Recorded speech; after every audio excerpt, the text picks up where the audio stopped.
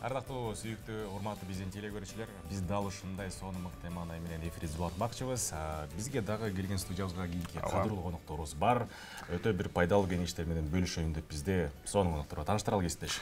Дегеним биринчи саатыбыздын коногу менен ушул таттуулар менен сүйлөшпөдүк беле кесиптеш. Эми ден соолук тууралуу сүйлөшпөсөк болбойт. Ардактуу көрүүчүлөр, демек биздин маегибиз ден соолук боюнча башталат дагы уланат. Ошол себептен жалпыңыздарды жакын чакырабыз. Мыкты клиника Асмер Медикал мына ушул клиниканын дарыгерлери тагыраагы Мустафа Бей бизде конокто, жана ошондой эле Өзен Алааттин конокто, жана ошондой эле Асель Курманбекова эжекебиз клиниканын директору. Саламатсыздарбы? Кутмандуу күнүңүздөр менен кош келипсиздер. Келиңиз Асель айым. Кутман таң барыбызга бирге алсын. Мерхабалар хожам деп. Мерхабалар. Merhabalar. Жакшы. Маанайыңыздар кандай? Биринчи эле ушу маанайдан баштайлычы. Hocam moraliniz nasıl, iyi mi diyor? Güzel. Жакшы. Teşekkürler, sağ olun. Абдан жакшы, мыкты. Дароо эле көрүнүп атат. Асель айым, келиңиз эми өзүңүз бул жактагы отурган дарыгерлерди кененирээк тааныштырып өтүңүз. Ар бирине токтолуу, Sol жагымда мыкты Хисар клиника, Хисар Түркияда, Стамбул шаарында жайгашкан Хисар интерконтиненталь клиниканын доктору, медициналык онколог Мустафа Солак мырзасы. Оң жагымда отурган радиационный онколог, лучевой радиотерапия, жанагы МРТ-линок терапия дегендер бар, ошолордун эң мыкты адиси профессор Алааттин Өзен. Салон. Эми акырындан ушул ден соолукка байланыштуу суроолорду бере берсек болот экен, кесиптеш, кандай дейсиз? Дегиле рак оорусу коркунучтуу. Азыркы учурда бул оору айыкпас оору дегендей. Анан берейин деген сурообуз, рак оорусуна чалдыкпоо үчүн эмне кылыш керек? Hocam ilk sorulardan biri mesela kanser hastalığı çok böyle büyük bir korkunç bir hastalık bizim, yani tüm dünyada özellikle bizim de bölgelerde ve kanserli hasta olmamak için neler yapılabilir, neler yapılmalı? İki tarafa da soru. Aslında yani kanser evet korkuluyor ama önlenebilir bir hastalık. Чындыгында рак ооба чындыгында коркунучтуу оору болуп эсептелинет, бирок бул ооруну алдын алуу мүмкүн чындыгында дейт доктор. Bazı şeylere dikkat ederek kanseri %30 ila 50 oranında azaltabiliyoruz. Önleyebiliyoruz aslında. Божомол менен эгер биз кээ мисалы рекомендацияларды кылсак, ошондо божомол менен 30-тан 50%га чейин ошо рак ооруга чалдыкпоону алдын ала алабыз. Hani yapılması gerekenler işte zararlı maddelerden uzak durmak, sigarayı, alkolü tüketmemek birinci olarak. Эмнелерди кылыш керек? Кандай рекомендация бере алабыз? Мисалы, биринчиден дейт да, мындай зыяндуу ар кандай заттар менен иштебей, же ошолор менен контакт болбоо бир. Экинчиден жанагы алкоголь менен тамекини колдонбоо. Diğer işte kanser yapan nedenler örneğin güneş ışınları, cinsel yolla bulaşan hastalıklar. Bunlardan korunarak da yine aynı şekilde kanserler, farklı kanserlerden korunabiliyoruz. Андан тышкары мисалды солнечное облучение деп кой, солнечный эмеден ошону азайтуу, потому что рак кожи может вызывать. Андан тышкары жанакы жыныстык жол менен өткөн оорулар болот, ошолордон да өзүбүздү сакташыбыз керек. Туура тамактануу. Туура тамактануу дагы демек. İyi beslenme de ona giriyor mu hocam? Beslenme de var. Sağlıklı besleneceğiz. Yani içinde zararlı şeyler olduğunu düşündüğümüz yiyeceklerden uzak duracağız aslında. Doğal olduğunu düşündüğümüz her şeyi yiyebiliriz normalde. Андан тышкары туура тамактануу мисалы дейт, ал мындай аз иштетилген табигый тамактар менен мындай тамактануу туурарак болот да, көп переработанный тамак эмес дейт. Bir de son olarak tarama programları, yani kontrollerine gitmeleri, her ülkenin, o ülkedeki her hastanenin farklı tarama politikaları var. Burada erken teşhis hayat kurtarır. Sonuç itibariyle %30 ile 50 oranında azaltabiliyoruz ama elimizde olmayan sebeplerle de kanser olabiliyoruz. Burada da önemli olan erken teşhis ve sonrasında başarıyla tedavi etmek. Андан тышкары профессор муну айта кетти, что эрте мындай алдын ала эрте диагностика кылсак бир топ ооруларды алдын ала алабыз. Эмне себептен да ар кандай клиникалардын, ар кандай поликлиниканын өзүнүн мисалы диагностический пакет программалары болушу мүмкүн. Ошону биз канчалык тест, канчалык мындай убагында жасап турсак, көп ооруларды мындай баштапкы стадияда уже мындай таап калсак, ошону мындай диагностировать этсек, ошондо ошолордун лечениясы дагы мындай көбүрөөк успешный болот да, ийгиликтүү өтөт.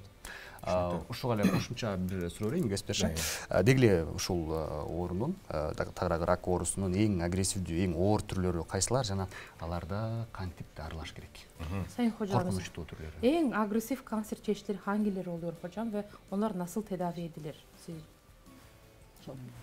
Şimdi organ kanserlerinde en agresif söyleyebiliriz ama kabaca artık genel gelişmelerle erken yakalayabildiğiniz, iyi bir tedavi merkezinde tedavi ettikleriniz kanserler benzer özelliğe gelmeye başladılar.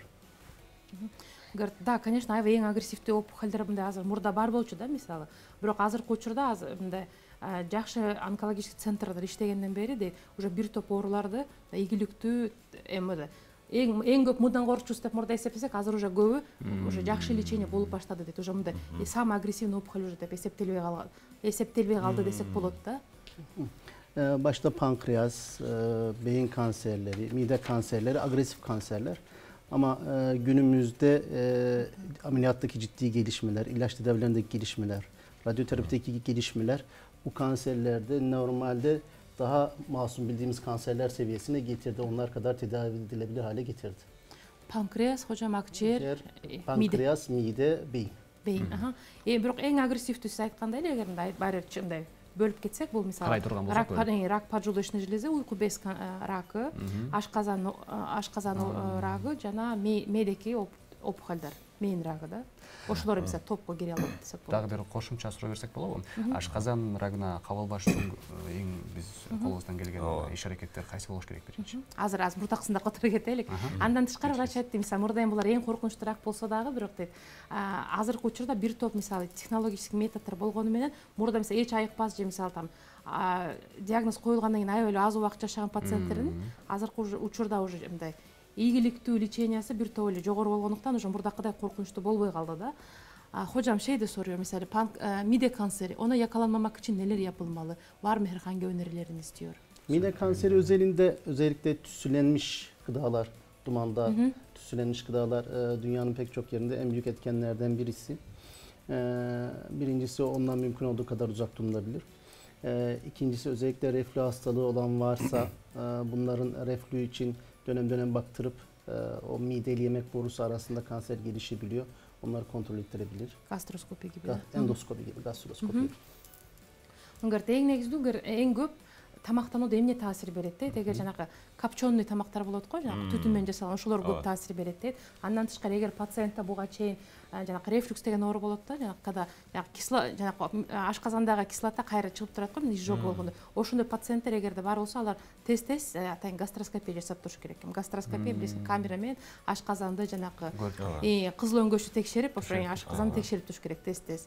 Bunun yanında tabii ailede kanser olan insanların ailevi yatkınlık açısından bir kontrolden geçmesi lazım. Bu mide kanseri de olabilir, meme kanseri de olabilir, bağırsak kanseri de olabilir. Ailede bu tip kanserler varsa akrabalarında araştırılmasında fayda var. Андан тышкары дейт, сөзсүз түрдө үй бүлөдө караш керек. Эгерде үйдөгүлөрүңөрдө жакын туугандарда жанагы ашказан рагы же ашказан, боор рагы, поджелудочный вообще рак оорулар бар болсо, анда өтө группа риск эмес, но сиз башкаларга караганда мындай риск рак ооруга чалдыгуу көбүрөөк болот. Ошондуктан андай пациенттер тез текшерип туруш керек өзүнүн ден соолугун. Түшүнүктүү. Жакшы экен. Негизи эле баягы билесиздерби, кесиптеште бир сурооңуз бар ошол айта берейин. Рак деген эле адамдын бир жүрөгү мындай болуп кайтып кетет го. Укканда эле анан кандайдыр бир препараттар ойлонуп табылдыбы ракты айыктыра турчу? Hocam böyle kanser deyince insanın böyle kalbi yine de böyle sıkışıp korkuyor diyor. Şu anki durumda tıpta böyle kanseri iyi tedavi eden, iyi fayda gelen ilaçlar ya da yöntemler var mı? Ne varsa? Elbette var. Şimdi hastalığı daha iyi tanıdıkça buna yönelik hem ilaç tedavisi, hem ameliyat, hem ışın, hem nükleer tıp radyolojikte hem girişimsel radyoloji pek çok alanda çok güzel gelişmeler var. Albatta бар дейт да. Мурда азыркы учурда абал мурдакыдай эмес дейт да. Медицина өнүккөн сайын азыркы учурда мисалы дарылар дагы пайда болду, радиационный онкология дагы пайда болду. Көпү мурда жасалбаган, жасала турбаган операциялар да жасалып калды дейт да. Kendi alanında olmak üzere yani ilaç kısmında biz hastalığın nasıl ortaya çıktığı, nasıl çoğaldığı, nasıl hayatta kaldığı, nasıl savunma sisteminin gözünde kaçtığını öğreniyoruz. Bunlarla ilgili çok güzel ilaçlar geliştirilmiş durumda. Азыр бир топ дарылар мисалы биз изилдөөнүн натыйжасында бир топ дарылар да таптык. Дарыларды биз кантип таптык? Себеби биз ракты дагы жакшыраак тааный баштадык. Кандай пайда болот, кандай развиваться этет да, кандай развитиядан кийин кандай бизге натыйжаны берген, ошо полностью ошонун историясын карап, ошого негиздеп биз бир топ жаңы дарыларды таба алдык десек болот дейт. Özellikle hızlı bir şekilde hastanın genetiğine bakıp bireyselleştirilmiş tedavileri geliştirebilmekteyiz. Андан тышкары кирип биз азыр пациенттердин генетический диагностикаларына карап, азыр атайын более персональный лечение берсек болот. Не общий лечение, а персональный. Ошого именно ошо пациентке туура келген лечениени берип калдык дейт. Жакындарданчы, мисалы айтып атпайбызбы, эгер жакыныңызда болсо бул жугуштуу депчи. Ошол жакындардагы булоорунун болуусу коркунучтураакпы же пайда болуусу коркунучтураакпы? Так, пайда болуусу же жакындардан тукум кылган. Hocam mesela kanser bu, siz dediniz ki böyle yani ailede yatkınlık diye, ailede varsa belki gelecek nesille de yakınlarda kanser olabilir diye mesela. Ama bundan korkmak gerekir mi? Bu ne kadar korkunç olabilir? Bulaşıcı mı? Nasıl öyle? Onu nasıl bakmamız gerekir? Yani bu indikasyonlar var mı herhangi ona? Şimdi kanserin kendisi bulaşmaz. Kanser olduğunuz diye çevredeki insanlara da verem gibi bulaştırmazsınız. Ama sizin çocuklarınıza, kardeşlerinize de çıkma ihtimali artabilir. Diğerlere göre daha çok. Evet. Рак өзүндө жугуш doğru эмес дейт да. Бирок дейт, мисалы сиздин туугандарыңызда эгер жакыныңызда бирөөдө рак болсо, сиздин туугандарыңызда же мисалы сиздин балдарыңызда рак болуу мүмкүнчүлүгү бир аз башкаларга караганда жогорураак болот дейт. Onun için şu an günümüzde hastanın genetiğine bakıp onun sonucuna göre bu mevcut durumunun akrabalarına da geçip geçmeyeceğini öngörebiliyoruz. Ошондуктан биз азыр генетикалык диагностикалар жасап баштадык дейт. Ошо генетикалык бузуктарды карайбыз дейт. Ошо бузуктар бар болсо, мындай поломка гена деп коет. Ошону биз ушу пациентке сразу айтабыз, бул генетический мутациялар бар экен деп, мисалы. Түшүндүрөбүз, что балким сизде же жакындарыңызда вероятность рак болуу вероятность жогорураак деп ошолорго түшүндүрөбүз. Эгер ошондой именно ошо генетикалык натыйжалык генетикалык диагностика бир натыйжалар чыкса бизде дейт. Потому что бардык учурда болбойт да. Eğer oradan bir şey yakalanırsa, genetik anlamda yatkınlık varsa hem hastaya koruyucu tedaviler hem de yakınlarına tarama önerilerimiz oluyor. Потому что генетический поломкаларды эгер биз таба алсак пациенттерде, анда биз сразу обязательно рекомендация пациентке беребиз. Биз уже ага более ыңгайлуураак, эффективдүүлүгү жогорураак леченияны бере алабыз. Бир экинчиден сразу биз туугандарына, жакындарына айтабыз да, что мындай мисалы сизде предрасположенность бар, момдай диагностический эмелер кыла башташыңыз керек деп, же там 2 жылда бир момдай деп. Эми конокторубуздан дагы бир жакшы суроолорду берип алалы. Деги эле Кыргызстан жактуу ушул боюнча да сурап алалы. Андан кийин кайра уланталы. Келиңиз. Hocam mesela Kırgızistan'da siz ilk kere gördünüz mü, beğendiniz mi? Nereleri görebildiniz? Şehir anlamında çok güzel bir yapılanması var yani. Hem geniş sokaklar hem düzgün bir yapılanması var. Çok güzel. Çok gezme şansımız olmadı ama baharın güzelliği her yerde burada çok hissediliyor. Doktora özümün ayta gittim ama göçölük konuk biri geldi. Hocam siz ilk kere geliyorsunuz da buraya? Evet, ilk gelişim. Siz de ilk kere. Birinci жолу келип атат, göçölü biraz сейилдөөгө мүмкүнчүлүк болду. Аны айтат, шаарыңыз жакты дейт, мисалы жаз келген аябай сезилип атат, баары жердин баары тегерек, айлана чөйрө жашыл дейт. Анан дагы мени жактырдык дейт. Göçөлүңүз кенен экен дейт да, мындай гениş дейт. Анан göçö мындай жакындай биздики эме сетка түрүндө дейт, göçөлөр түз дейт да, мындай планировкасы жакшы экен да. İstanbul'lar мындай да, göçөлөр ири көрүнүп да, мындай. Түз эмес жок, эски шаар болгондуктан арында кошулуп жасала берген да. Биздин жолдор жагыптыр. Эң башкысы дебейсиз. Планировка. Дагы канча күн болушат бул жакта? Кандай иш-чаралар бар? Бул Асмир медикалдын ушулар боюнча да ооба сүйлөшүп алалы. Hocam daha kaç gün burada olacaksınız? Neler yapılacak burada? Önümüzdeki pazara kadar buradayız. Önümüzdeki 2 gün burada onkoloji tanısı almış hastalarımıza neler yapılabileceği konusunda önerilerimiz olacak. Onları göreceğiz. Onlara en azından ekstra yapılabilecek bir şeyler varsa onları önermiş olacağız.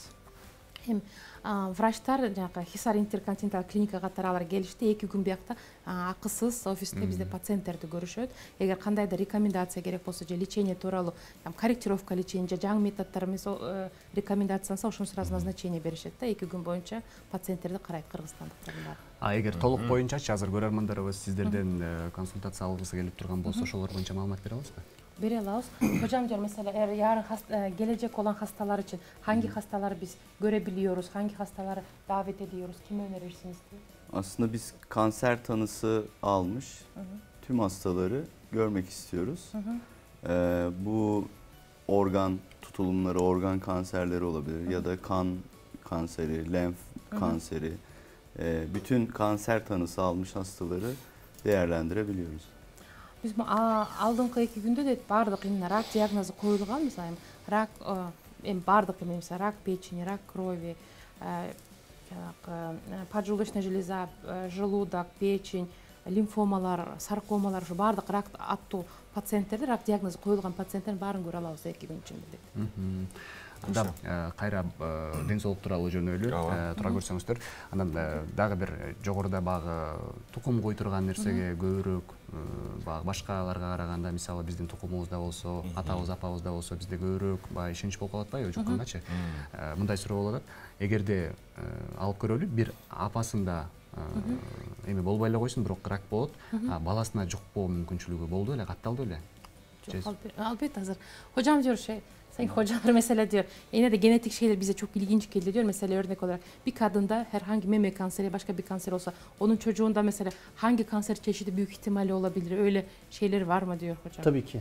Şu an genetikte hastanın siz alıyorsunuz. Kanından da alabiliyorsunuz. Kendi tümörün dokusundan da alabiliyorsunuz. Onu hızlı bir şekilde geninin haritasını çıkarıyorsunuz ve oradan yakınlarına da hangi hastalık riski olabileceğini öngörebiliyorsunuz. Biz hazırкы учурда доктор айтат, что кан аркылуу же мисалы патологический материалыбыз бар болсо, жанагындай кичинекей мындай отщипывание менен карашат да, ошону где-то тез убакытта карап, биз уже көрө алабыз кайсы гендин поломкасы бар. И божомол менен эгер туугандарында мисалы генетический предрасположенность болсо, туугандарында кандай рактын түрү боло алышын биз алдын ала биле алабыз дейт да. Ошого жараша да врачтар рекомендация берет. Мисалы, сиздин жакындарыңызда момундай рак түрү болушу мүмкүн, мынча жылдан кийин, мынча жылда бир, же мисалы 1 жылда бир, же 2 жылда бир мону текшерип турушуңуз деп алар рекомендация беришет. Ушул жерден конокторубуздан дагы бир нерсени сурап калсак болобу? Статистика боюнча силеже кайсы түрлөр менен ооругандар, чалдыккандар көбүрөөк? Эң көп. Эң көп. Жана мурдакы жылдарга караганда азыркы жылдардын айырмасы ушулар боюнча сурап калсак болобу дарыгерлерден? Sayın hocalar diyor, sizin fark ettiğinize göre ya da böyle istatistiklere göre eskiden mesela hangi kanser çeşitlerine daha çok hastalar yakalanıyordu ve şu anki durum nasıl mesela? En çok hangi kanser o, en az hangi kanser çeşitleri olabiliyor? Yani şu anda en çok akciğer kanseri birinci sıklıkla görülüyor. Burada da zaten en büyük risk faktörü sigara kullanımı ve sigaranın kullanımının da her geçen gün artışı. Yani birincisi bu. İkinci sırada erkeklerde prostat kanseri, kadınlarda da meme kanseri. Tercüme edeyim. Азыркы учурда эң көп дейт, мисалы эң көп мындай диагноз коюлган рактын түрү бул өпкө кансери, рак легкого. Анын себептеринен бири дейт, азыркы учурда адамдар аябай көп тамеки чыгып атат. Тамекилер жакы электроник сигаралар дагы балким болушу мүмкүн. Азыр сурай кетебиз. Эркектерден болсо рак простаты эң көп болуп атат дейт. Аялдарда болсо рак молочной железы, жакы эмчектек канцер, рак. Ушул тема боюнча эле азыр тамеки чеккен инсандар катарыбызда көп да, мисалы да. Анан ошолорго кандай кеңеш беребиз? Hocam, mesela şu anki uçurda toplumda çok böyle sigara içen hastalar var. Belki elektronikte sigara kullanan. O öyle hastalara hangi siz yani tavsiye verebilirsiniz? Yani işte tabii birinci şey sigaranın bırakılması. Burada kişi kendi başına bunu yapamıyorsa tıbbi destek alarak yapılması gerekir. Burada da göğüs hastalıklarının işte sigarayı bırakma polikliniklerinden destek alarak sigarayı bırakmaları gerekiyor. Elektronik sigaralar da dahil. Elektronik sigaralar da dahil. Elektronik sigaraların ayrıca tabii ki hani akciğer yapısında da hasara yol açıyor. Yani sadece kanser değil, akciğerin çalışmasını da olumsuz etkiliyor. Ve bu normal sigara kullanımına göre daha erken sürede de olabiliyor yani. Çünkü onun için bırakmaları gerekiyor. Burada onlar risksiz gibi sayılıyor. Onun yok, kızlar da sık kullanıyor. Zaten şöyle hani bayanlardaki sigara kullanımının yıllar içerisinde artışıyla birlikte akciğer kanseri görülme oranı da arttı zaten kadınlarda. Эң биринчи рекомендация албетте бул тамекини токтотуу дейт да. Андан айтты, мисалы эгер пациент өзү токтото албаса эми бул мындай вредный привычка болуп эсептелинет да. Жыл боюнча тамеки тартып анан ташташ оор болот. А мисалы Түркияда атайын поликлиникалар бар да, мындай тамекини таштаганга жардам берген, атайын даарылар берилет, чтобы ошону таштай алганга да. Экинчиден мен өзүм да сурай кеттим. Азыркы учурда эми көп жаштар электронный сигареталар тартышат да. Вайп дейби ошолорду, вайптар окшойт. Анан ошолор пайдалуу, бир топ эмелер сураганда алар эми зарары жок деп эле колдоно беришет да. Анан айтты, жок, алар дагы өпкөнүн иштөөсүнө дагы таасир берет. Бул биринчи очередь дейт. Экинчиден азыркы учурда жаштар өзгөчө кыздар да көп тамеки тарта баштагандыктан дейт, мисалы мурда көбүнчө эркектер көбүрөөк ооручу дейт. Азыр кыздарда дагы мисалы рак легкий көбүрөөк боло баштады дейт да, аялдардан. Аял затында дагы, Аял затын көбөйө баштады. Себеби ошо эмне тамекилерди көп тарткандыктан улам дейт да. Өзгөчө ошо вайптардын баарын ташташ керек. Алар баары терс таасир берет ден соолукка. Түшүнүктүү. Анан айта кетсеңиз, деги эле бизде азыр Кыргызстанда дагы рак оорусуна чалдыккандар аз эмес, көп бар. Аралардын арасынан дагы мисалы чет мамлекетке чыгып дарыланып келе отушпайбы? Алар чет мамлекетке учпай эле дал ушул Кыргызстандын өзүнүн мекенинде дарыланса болобу? Мүмкүнчүлүктөр барбы? Sayın hocalar şey diyor. Mesela birçok yani kanser şu an gençleşti ve hasta oranı sayısı Kırgızistan'da çok fazla çoğaldı ve her hasta mesela Türkiye'de tüm tedavisi alamıyor bazen diyor. Ve mesela böyle hastalar yani Kırgızistan'da tedavisine devam edebilir mi? Ya da Kırgızistan'da sadece Kırgızistan'da tedavi alabilir mi? Hangi destek olabilir diyor hocam? Şimdi hasta bize başvurursa eğer bizim açımızdan söyleyeyim. Tabii Kırgızistan'da hem radyoterapi anlamında hem kemoterapi anlamında ne imkanlar var bilmiyoruz ama biz kendi özelimizde önce hastayı bir konseyde tartışıyoruz. Orada yapılabilecek tedavileri bir ortaya koyuyoruz. Eğer ameliyat ve radyoterapi gibi spesifik bir şey değilse, onlar çünkü onun uzmanının orada yapması gerekiyor. Kemoterapi kısmını biz orada düzenleyip ilaçlarını da verip ülkesinde almasına yardımcı olabiliyoruz. Kemoterapi kısmını ülkesinde almasında gerekli biz protokoller düzenleyip ilaçları verip yardımcı olabiliyoruz. Yani hasta en az ilk teşhis için gelip evresini doğru koyup, tanıyı doğru koyup, protokol şemaları orada bir konseyde tartışıp neler yapılacağını ortaya koyup orada ameliyattır, ışınsa mecburen orada yapıyoruz. Ama ilaç kısmıysa ilaçları biz orada hastaya temin edip burada almasını sağlayabiliyoruz. Ооба айтат, азыр чындыгында эле өтө көп онкологический пациенттер бар. Биз Хисар клиникада эмнени кылабыз дейт да. Биз Хисарда бизге бир топ пациенттер заявка беришет да, анализдерин жөнөтүп бар, жанагы снимок, выпискаларын жөнөтүп биз көрөбүз дейт. Биз андай пациенттерге кандай рекомендация беребиз? Пациенттин көбү бизге анстер ошондой эле болот дейт да практикада. Бир топ пациенттер бизге келет, полностью диагностикаларды бизге кылганда биз атайын консилиум, атайын онкологический консилиумдар бар дейт да. Ошол жакта биз полностью пациентке кандай лечение керек, лучевой терапия, химиотерапия, иммунотерапия, таргет терапия, ошонун баарын биз карайбыз. Кайсыны рекомендациябыз, кайсысы пайда кылат. Андан пациенттерге мисалы атайын жанагы назначениялар болот да, алар дарыларын, то есть аны биз протокол деп коебуз, протокол химиотерапия деп да мисалы. Анан ошо назначениялар толук алып, ошо лечение дарыларын эмелерин алып, алар Кыргызстанда лечениясын улантса болот. Мисалы Түркиядагы врачтар, мисалы Мустафа Абей жана Алатин Бей, алар мындай онлайн, кандай десем, онлайн карап турушат да, мисалы ар бир химиотерапиянын алдына анализдерин берип бизге жөнөтүп турушат. Врачка көргөзөбүз, полностью видениясы бар.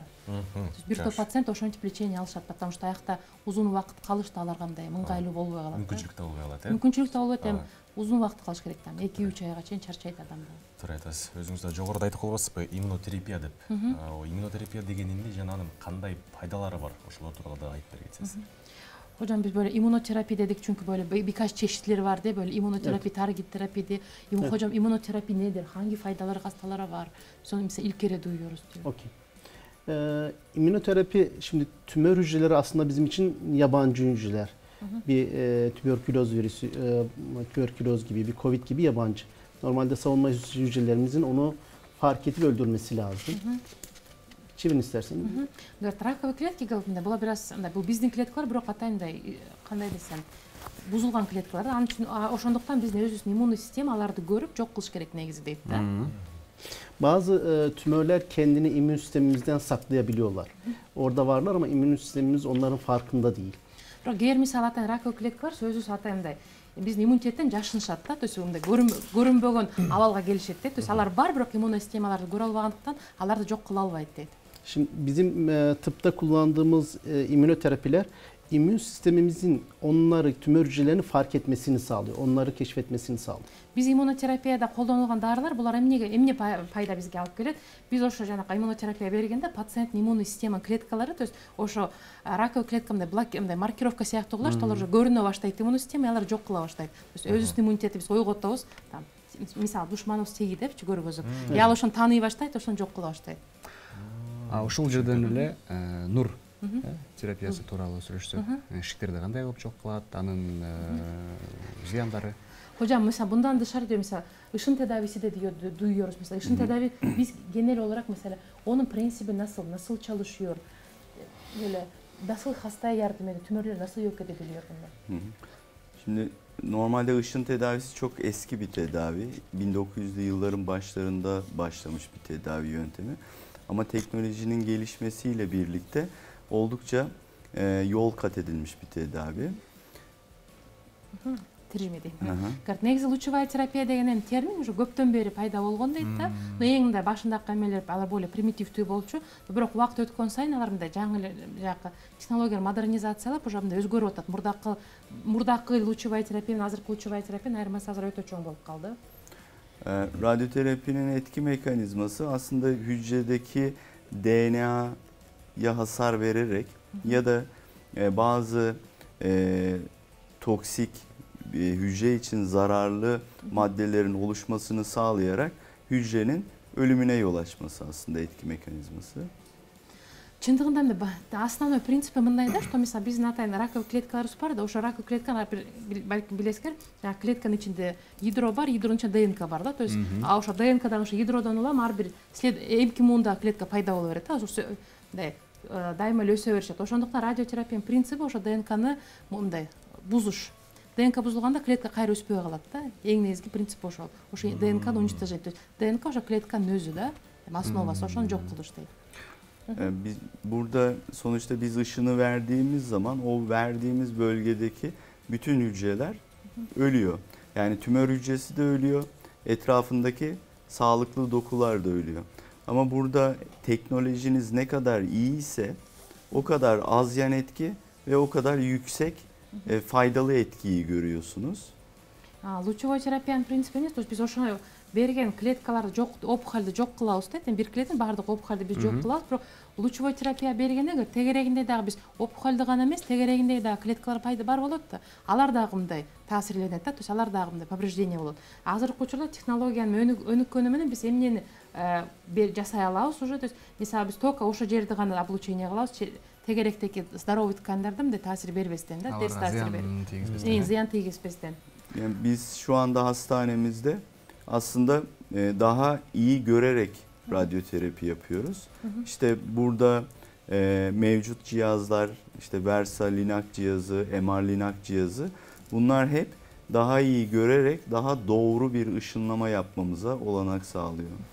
Азыркы учурда аябай жакшы визуализация дагы бар дейт да. Бул бизге эмнени берет дейт. Жакшы визуализация болгондо биз дагы жакшыраак көрө алабыз. Опухоль кайсы жерде, границалары качан, мисалы бизде жана Versa Linac дедиңиз го хожом. Evet, bir de MR Linac cihazı. MR Linac Versa деген аппараттарыбыз бар клиникада дейт. Ошол бизге мындай опухолду так көргөнгө, органды так көргөнгө жардам бергендиктен биз получается только ошол опухолду облучение кылабыз.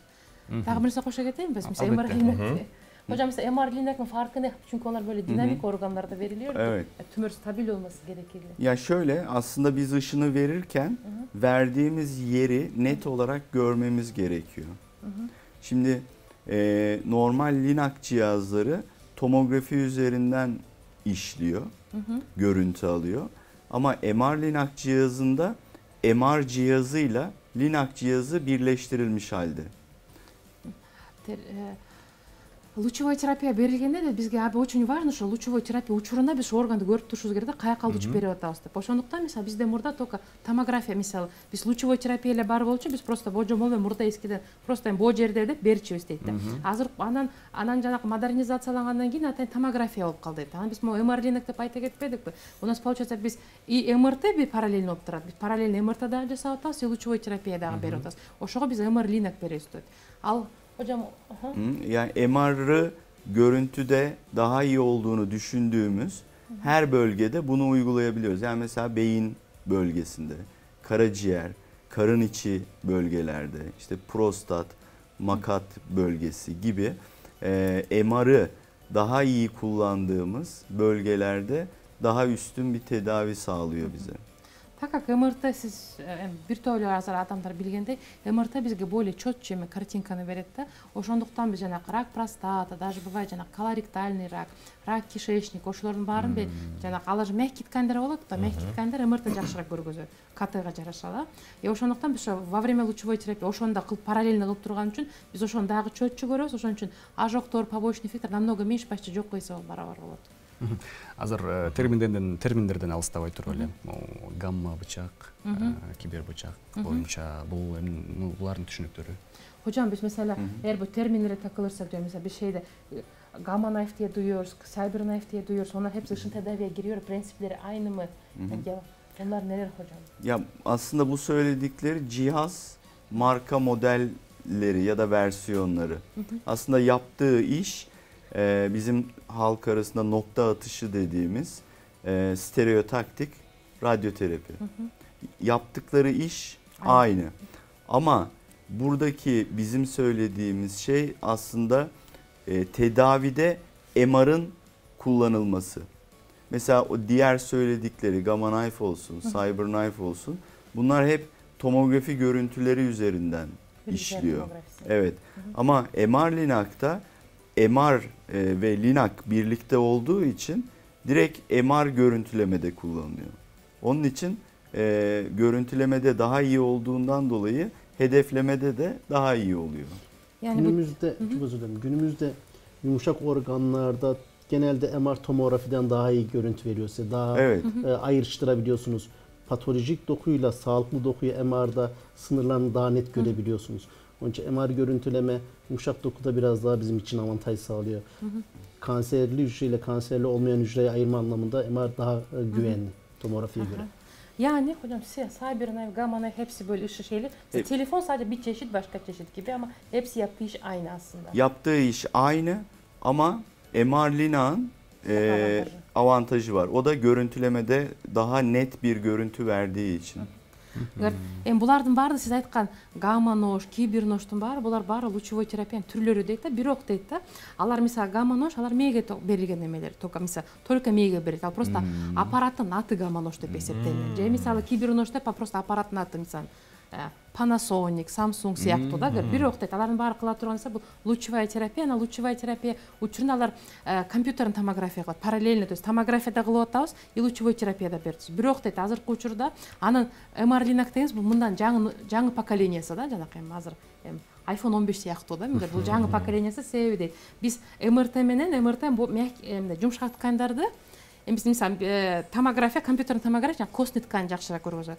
МРТ мягкий тканьды жакшыраак көргөзөт. Анан биз жанакы MR-Linактын жасап атканда ошо МРТ менен кошо жасалгандыктан органыбыз жанакы патологический, поврежденный тканьдар жакшыраак көрүнгөн үчүн ошондуктан биз лучевой терапияны так ошо именно поврежденный жакка бере алабыз. Ошондуктан ал более безопасный, эффективдүүлүгү дагы көбүрөөк берет да. Себеби дозаны да көбүрөөк бере алабыз и жанакы безопасность дагы жогорураак болот.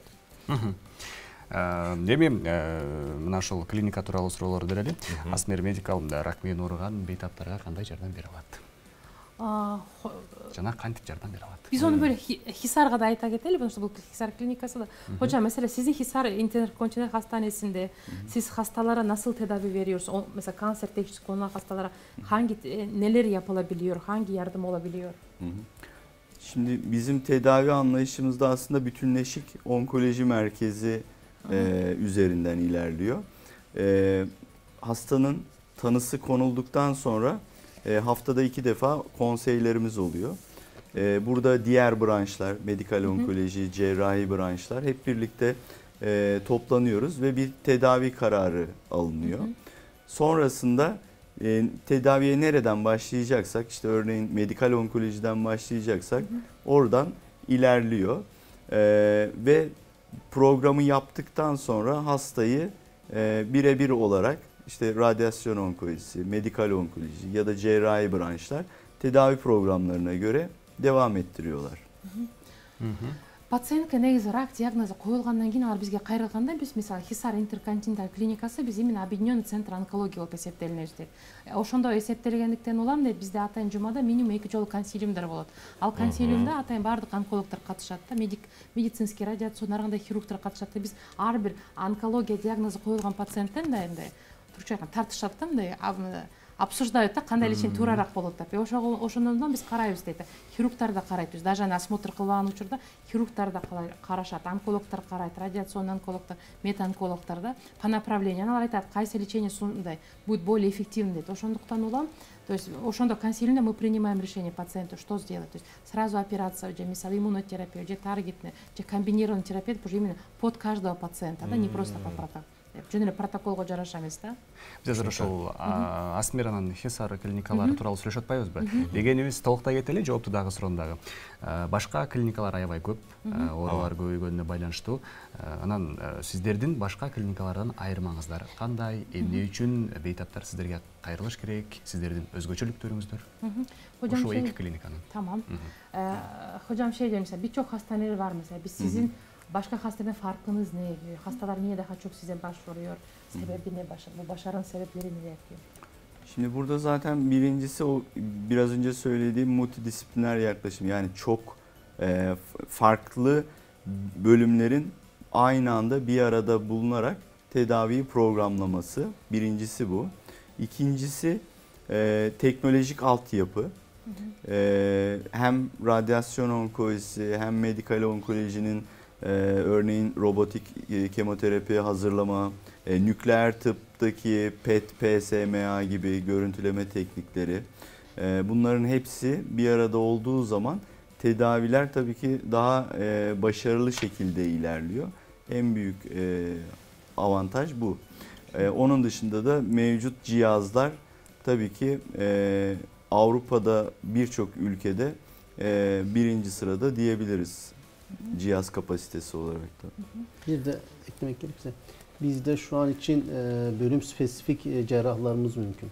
Yani meme için ayrı cerrah, karaciğer için ayrı cerrah, işte akciğer için ayrı cerrah.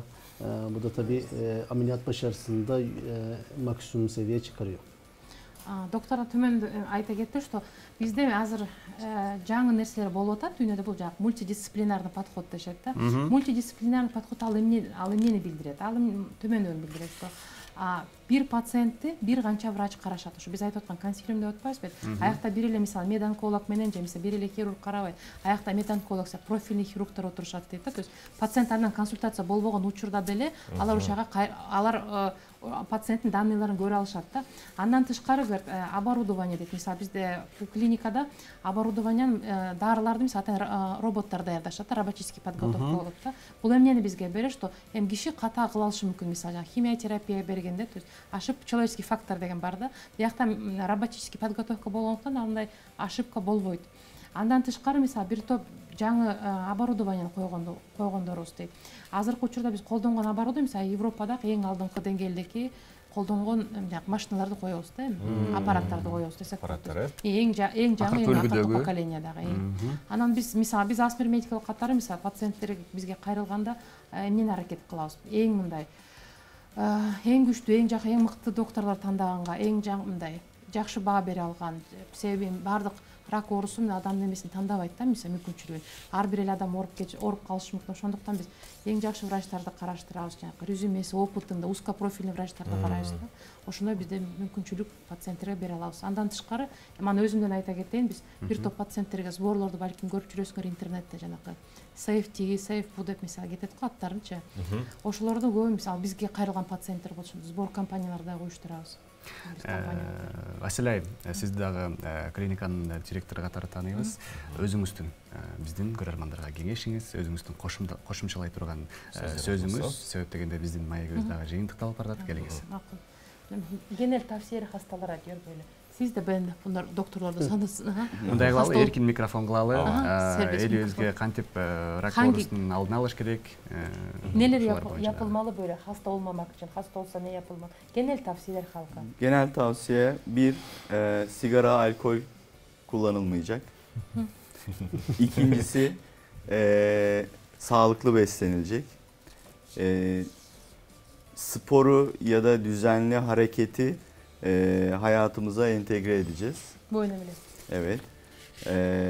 Onun dışında tarama testlerini yaptıracağız. Yani belirli aralıklarla kontrole gideceğiz. Kendi poliklinikleri de olabilir. İlla şeye gitmeye gerek yok. Gerek yok ama dediğim gibi biraz önce hani her ülkenin farklı politikaları var. Yani bizim hastanenin mesela çok farklı tarama test seçenekleri var. Yani burada bir tanesini tercih etmeleri lazım. Ama Kırgızistan'da, ama başka bir yerde. Ama olmalı mutlaka. Ama mutlaka olmalı. Bunlar. Başka bir şey yok. Kanser olan insanlar içinse tabii ki adı çok büyük ama günümüzde çoğu hastamızda bir şeker hastalığı, bir tansiyon hastalığı gibi tedavi edilebilir, sürdürülebilir. Hastalığa rağmen kaliteli ve uzun yaşam sağlanabilir bir hastalık haline geldi. Bu hastalığı duyduktan sonra hayattan vazgeçmek değil de uygun yerlerde, uygun insanların tecrübesiyle, yol göstermesiyle bu hastalıkla savaşmak gerekiyor. Doktor iki rekomendatsiya berdi. Birinchi Aladdinbey Müntif aytты, что эгер рак болбош үчүн мисалы кандай нерсе биздин колубуздан келген нерселер бар. Биринчи дейт, тамеки тартпаш керек дейт. Тартса сөз ташташ керек болот. Андан тышкары алкоголь, арак шарап көп ичпеш керек дейт. Андан тышкары дейт, туура тамактануу дейт. Бул мындай жөнөкөй нерсе, бирок бул мындай көп нерсе бизге алып келе турган нерсе дейт. Ден соолугубузду да жакшырта турган нерсе. Жөнөкөй тамактануу, туура тамактануу. Экинчиден сөзсүз түрдө спорт дейт. Аз болсо да бирок жашообузда спорт бар болуш керек дейт. Кыймыл аракет болуш керек сөзсүз түрдө. Эми өзүм менен кошуп керек, конечно, лишний вес, активный образ жизни болуш керек. Андан тышкары обязательно диагностический программалар. Албетте дайыма мүмкүнчүлүк болбойт. Ар бир адам мисалы чет өлкөгө барып ден соолукту текшерип, бирок ар кандай поликлиникалар бар, ар кандай диагностический пакеттер болот. Балким сиздин деле өлкөңүздө, бирок маанилүү болгону эмне ошолорду кылуу дейт да, таштап салбаш эмес дейт да. Өзгөчө совет, рекомендация, өзүм менен кошо айтайын, 35 жаштан улам общий бир жылда бир текшерип туруш керек. Мустафа бей болсо метонколог катары айтты, эгер ал эми экинчи категория адамдарга совет берсе, эгерде сизге рак диагнозу коюлса дейт да, албетте бул коркунучтуу диагноз, мындай жүрөктүн суусундай сары суусун алган эле диагноз деп эсептелинет. Бирок дейт, андай болгондо да мындай азыркы учурда рак аябай жакшы айыктырылат. Мурдакыдай эмес дейт. Мурда мисалы там өлүү убакыт мындай смертность намного выше болчу. Азыркы учурда эгерде мүмкүнчүлүгүңүз азыр бир топ жаңы технологиялар бар, жакшы күчтүү медицинский центрлер бар.